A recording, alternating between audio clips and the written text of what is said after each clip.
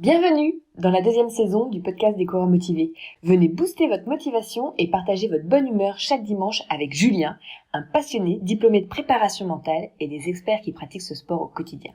Restez connectés afin d'en apprendre davantage sur la motivation, la positivité et l'entraînement en course à pied pour vous améliorer positivement sur le long terme. Salut, c'est Julien et c'est vraiment un grand plaisir de vous retrouver dans ce 22e épisode du podcast des coureurs motivés. Alors aujourd'hui, j'ai envie de partager avec vous le portrait d'une coureuse. Oui, on va parler de Géraldine, une marathonienne.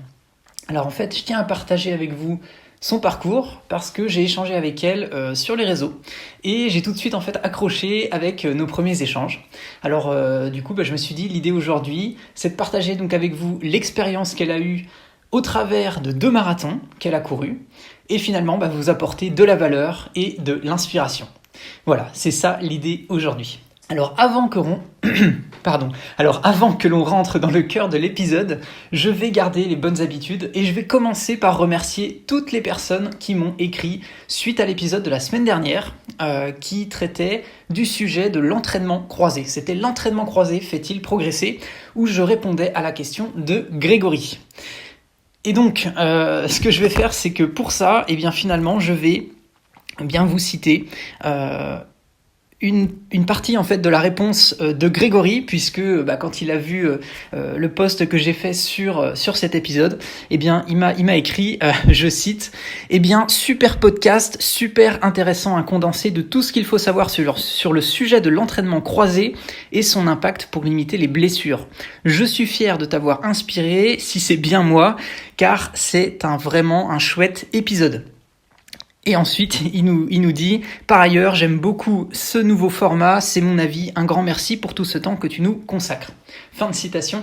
Et merci Grégory, ça me fait super plaisir d'avoir un retour comme ça. Et effectivement, c'était bien de toi dont je parlais dans l'épisode. Voilà, et ensuite, à la fin, je vous redonnerai des news sur la CVCM, donc la 3e édition de la course virtuelle des coureurs motivés, qui s'est déroulée le week-end dernier. Alors, si ça vous convient comme programme, comme d'habitude, installez-vous bien confortablement. C'est parti.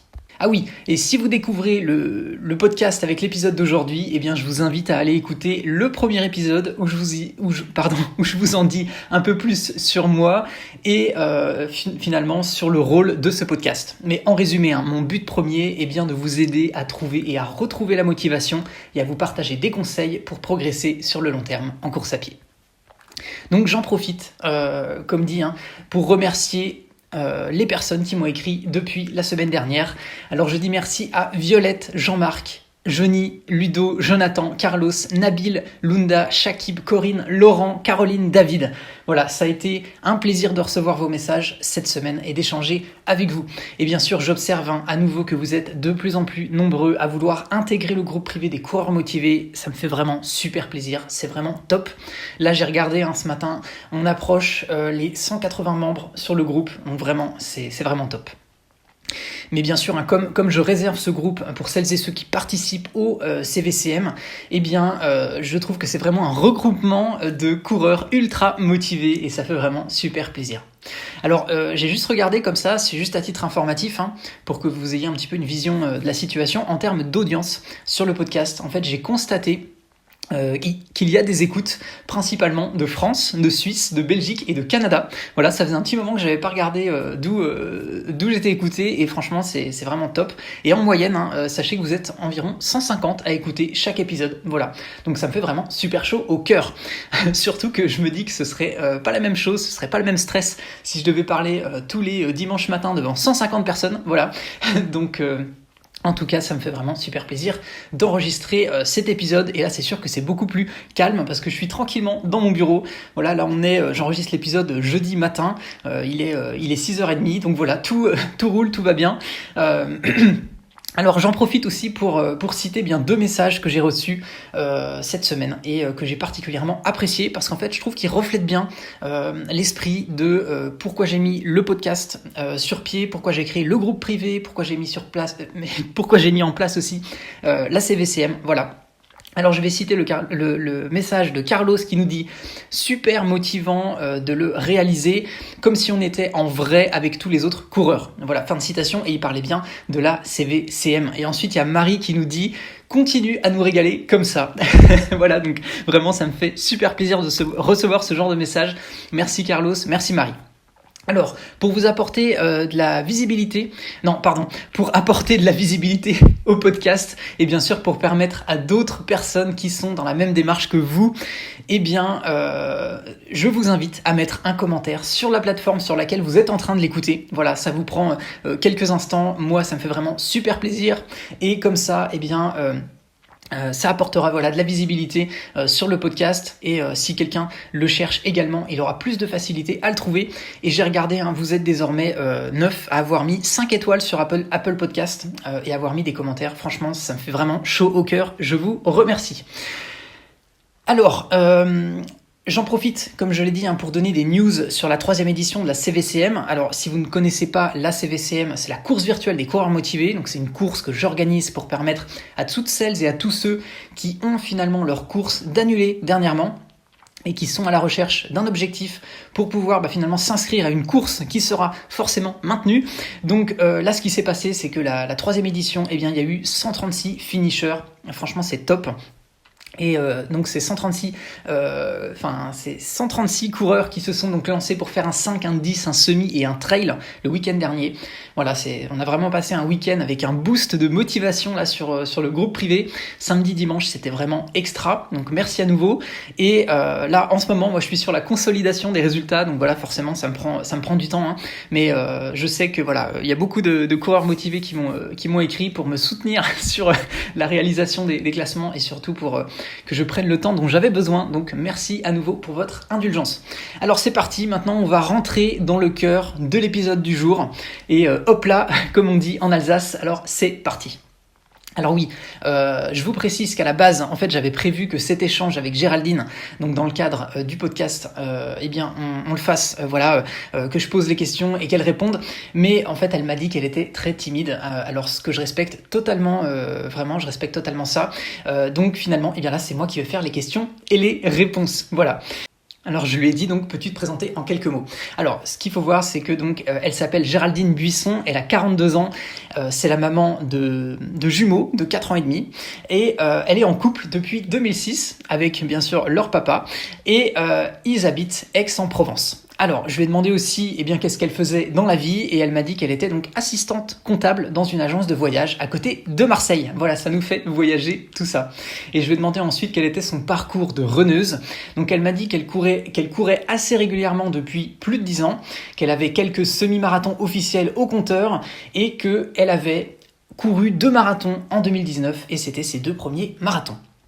Et ensuite, je lui ai demandé comment lui était venue finalement l'idée de participer à son premier marathon. Et elle m'a dit qu'en fait, l'idée, elle a été concrétisée après sa grossesse et qu'elle a couru son premier marathon avec le parrain de sa fille. Et en fait, qu'elle était très fière d'avoir couru ces 42 km avec lui, même si elle m'a précisé qu'il n'était pas arrivé au même moment. Ensuite, je lui ai demandé où en fait elle avait couru son premier marathon et comment il s'était passé.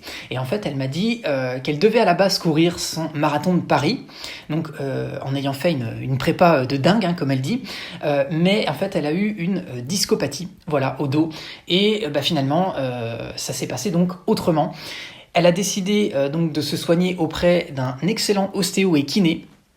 Et après de la persévérance et beaucoup de chance, elle le dit comme ça, elle a réussi à boucler ce fameux marathon de Paris en 6 heures. Voilà. Alors ensuite, je lui ai demandé est-ce qu'elle avait eu des appréhensions pendant sa préparation et comment elle les avait surmontées. Et donc elle m'a dit que courir son premier marathon sans préparation, finalement c'était un sacré défi et que sa participation au semi-marathon qui avait eu 15 jours avant, le marathon de Paris, ça l'avait rassurée et finalement que arriver au bout des 42 km, ça a été un challenge monstrueux pour elle. Voilà. Ensuite, je lui ai demandé pour savoir au niveau de la course en elle-même, est-ce qu'elle pouvait raconter comment ça s'était passé. Alors en fait, elle a dit que sans préparation et finalement sans aucune pression en matière de chrono, elle a pris son temps pendant la course. Elle a écouté les conseils donc, de son médecin en faisant très attention par rapport aux problèmes de dos qu'elle a cités, mais que la moindre douleur au dos devait l'obliger à abandonner la course. Voilà, ça c'est ce que lui avait dit son médecin. Et justement, elle y allait très doucement, comme ce qui était fortement recommandé. Et en fait, elle cite, elle a dit « Mon médecin m'a dit ne vous attendez pas à courir 42 km ». Et puis, finalement, tout s'est formidablement bien passé. Elle a écouté son corps et c'est tout. Voilà. Et donc, elle est vraiment allée au bout. Et finalement, je lui ai ensuite demandé quel a été le fait le plus marquant pour elle sur cette course. Et elle a dit la ligne d'arrivée au Marathon de Paris. Les larmes de joie et de fierté ont coulé toute seule. Elle a aussi dit qu'elle était heureuse de l'avoir terminé malgré l'absence d'entraînement. Et la motivation et la persévérance payent toujours. Voilà. Et donc voilà, ensuite je lui ai demandé quelle était la plus grande difficulté qu'elle avait surmontée, qu'elle avait rencontrée par rapport à cette épreuve et comment elle l'avait surmontée. Et elle m'a dit qu'il y a eu la monotonie finalement dans la partie Bois de Vincennes, parce qu'elle préfère courir en ville. Et que bien sûr Paris est truffé de magnifiques monuments, alors qu'ils soient historiques ou juste luxueux. Et en fait, elle aime justement contempler tout ce qui se trouve autour d'elle. Et c'est très distrayant, surtout que, comme elle le dit, quand vous avez 42 km à courir, eh bien on a le temps. Alors ensuite, je lui ai demandé pourquoi est-ce qu'elle avait décidé de courir un deuxième marathon la même année. Et elle m'a dit que, en fait, tout simplement, elle avait envie de, en quelque sorte, prendre une revanche sur elle-même pour participer à un marathon avec une préparation digne de ce nom. Et elle voulait finalement, cette fois-ci, tenir un objectif de temps, parce que forcément, celui de Paris l'avait interdit de le faire dans ce sens-là, dans cet esprit-là, à cause de son problème de dos. Et finalement, là, elle a réussi à courir le marathon des Alpes-Maritimes, donc Nice-Cannes, en 4h25. Voilà, alors qu'elle pensait le terminer en 4h30, et comme elle le dit, 5 minutes en course à pied, ça compte énormément. Alors, je lui ai demandé ensuite comment s'était passé ce deuxième marathon par rapport au premier, et elle a dit que, mis à part finalement les conditions météorologiques, donc parce qu'en fait il y a eu une alerte orange et des vents violents, voilà, donc c'est forcément, voilà, c'est les conditions météorologiques, et bien elle a dit qu'en fait ce marathon était magique et mémorable. Et qu'elle a retrouvé des participants du Marathon de Paris qui faisaient partie du célèbre groupe, alors elle le cite, le PMG, donc c'est le Paris Marathon Girls, et finalement, elle a pu partager un moment inoubliable. Alors, elle cite justement les coureuses en question. Donc, il y avait Emmanuel, Somaya, Siviane, Aurélie, Ella, Fedala, Pauline et Véronique, voilà. Et en fait, elle a dit que le parcours a été vraiment agréable, avec une très belle vue sur la Méditerranée, voilà. Ensuite, je lui ai demandé quel était son volume d'entraînement sur ces 2 premiers marathons, histoire qu'on ait une vision. Alors, elle le dit bien, aucune préparation pour Paris, mis à part le semi-marathon le semi-marathon qui a eu 15 jours avant. Et concernant le deuxième marathon, donc Nice-Cannes, elle a fait une prépa qui a débuté mi-août 2019 pendant 12 semaines à raison de 3 sorties par semaine.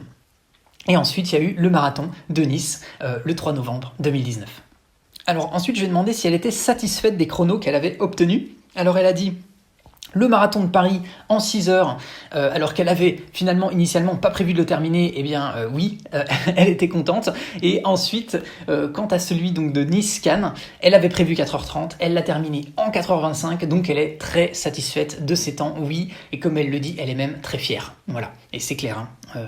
Ensuite, je lui ai demandé si elle avait eu une baisse de motivation à cause du contexte actuel auquel on fait tous face en ce moment.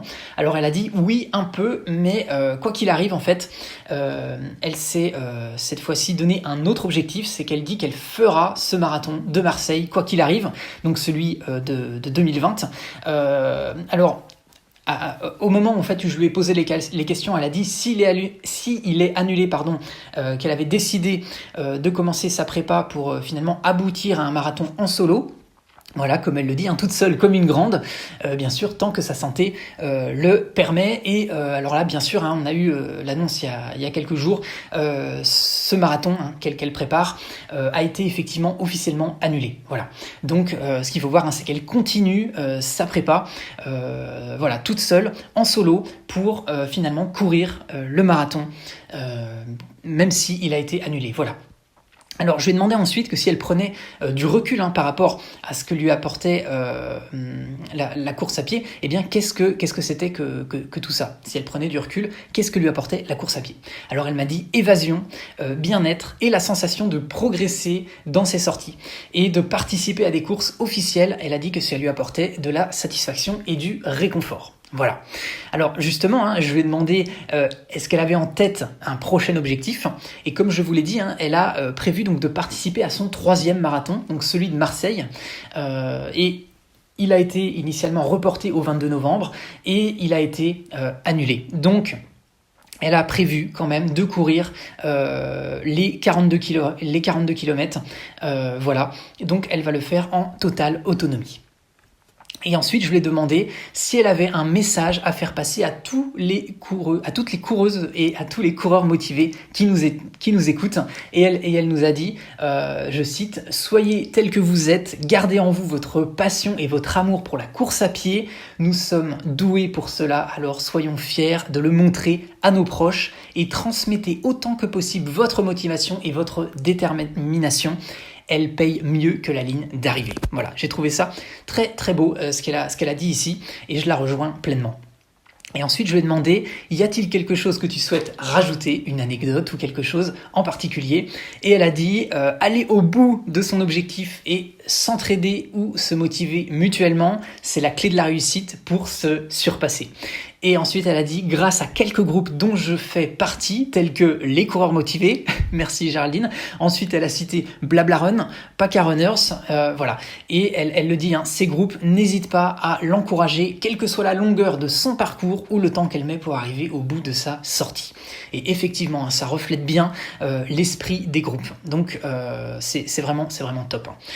Au passage, je vous incite à devenir membre, voilà, de groupes. Alors que ce soit le groupe des coureurs motivés ou d'autres comme ceux qu'elle a cités ici, vous verrez, ça apporte vraiment une bonne énergie et franchement, je trouve que ça apporte beaucoup. Et enfin, je lui ai demandé est-ce qu'on peut la suivre ou la retrouver sur les réseaux. Et là, elle l'a dit et je vous invite à y aller d'ailleurs. En fait, elle a créé une page Facebook qui s'appelle Run Baby Run et c'est d'ailleurs pour faire un clin d'œil à ses 2 enfants qu'elle aime.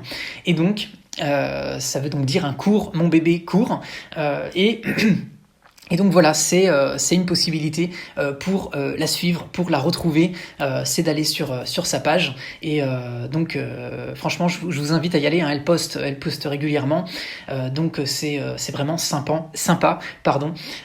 Et donc elle dit également qu'elle est donc je l'ai dit avant, mais je la cite. Elle dit, je suis membre du groupe Les Coureurs Motivés. Donc un énorme merci à Julien. Donc c'est moi qui te remercie, Géraldine. Et voilà. Donc c'était finalement, là j'ai fait le tour de l'ensemble des questions que je lui ai posées. Voilà, je tenais à vous faire le retour de tout ce qu'elle m'avait dit. Et donc on en a finalement terminé avec cette interview aujourd'hui. Et les questions que j'ai à vous poser, c'est voilà, qu'est-ce que ça vous inspire? Qu'est-ce que vous en pensez? Moi personnellement, je lui dis bravo de s'être lancé et finalement bravo aussi pour sa progression, parce que finalement c'est clair que c'est vraiment quelque chose d'être marathonien ou d'être marathonienne. Donc voilà, c'est vraiment des moments qui restent ensuite gravés. Voilà, donc c'est vraiment, je trouve que c'est vraiment un beau parcours et j'aime vraiment beaucoup la manière dont elle s'exprime, dont elle écrit. Donc voilà, je tenais à vous faire part de tout ça. Alors, je vous précise aussi en fait qu'elle adore la photographie et qu'elle m'a gentiment envoyé plusieurs photos, finalement pour illustrer ce que je vous ai partagé aujourd'hui à son sujet. Et donc il y aura en complément de ce podcast en fait un article que je publierai sur le blog des coureurs motivés, pour illustrer tout ça, pour que vous puissiez voir finalement qui est Géraldine et des photos qu'elle a pu prendre. Voilà, c'était le mot de la fin pour ce 22e épisode du podcast. Alors ça m'a fait à nouveau très plaisir de partager avec vous cet épisode aujourd'hui. Alors comme d'habitude, je vous remercie vivement d'avoir pris le temps de m'écouter et d'avoir partagé ce moment avec moi. Moi je vais vous dire à dimanche prochain, les coureurs et les coureuses motivés. Bien sûr, comme d'habitude, on reste en contact sur les réseaux sociaux. Et si vous avez envie de partager également votre parcours, alors écrivez-moi et je me ferai un plaisir de refaire un épisode comme celui celui qu'on a fait aujourd'hui, si vous avez envie de partager bien sûr votre parcours et que vous pensez que ça peut apporter de la valeur aux autres. Voilà, moi je vous invite à m'écrire pour me le dire. Et voilà, si d'ailleurs comme l'épisode du jour change un petit peu par rapport à d'habitude, dites-moi en commentaire en m'écrivant soit sur la plateforme sur laquelle vous m'écoutez ou alors en m'écrivant directement sur lescoureursmotivés.com dans la rubrique à propos, ce que vous avez pensé un petit peu de ce nouveau type de contenu d'épisode. Voilà. Si vous voulez découvrir d'autres portraits de coureuses ou de coureurs motivés, eh bien dites-le moi. Voilà, ça m'intéresse d'avoir votre retour. Eh bien, je vais terminer avec la phrase que vous connaissez bien et comme elle me tient à cœur, alors on la répète ensemble, un pas après l'autre, positif et motivé, on avance ensemble vers votre objectif.